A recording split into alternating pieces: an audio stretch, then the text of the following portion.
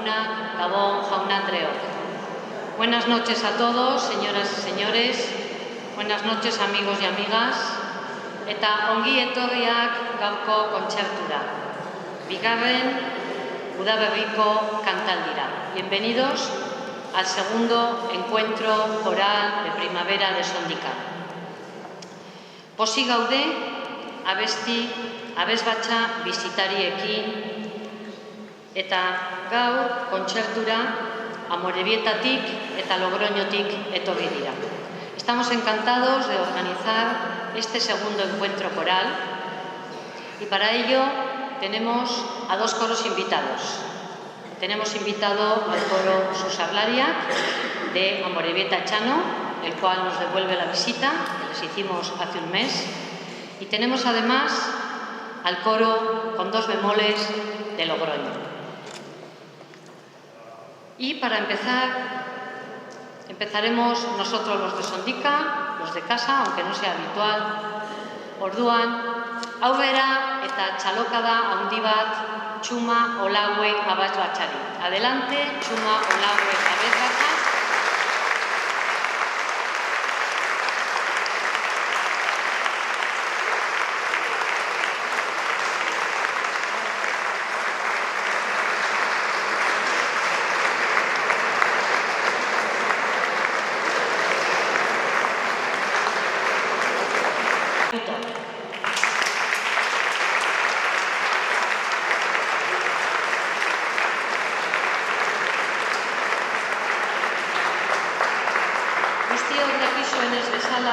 Orain dela 38 urte sortu zen gure abesbatza abadearen eskutik. Eta handikona, hainbat zuzendarien batutapean eta hainbat tokitan abestu du. Orain, Javier Mejuto da gure zuzendaria orain dela 10 urte. Como todos bien sabéis, nuestro coro Txuma Olaue abesbatza se formó hace 38 años bajo la batuta del cura del pueblo, Txuma Olaue.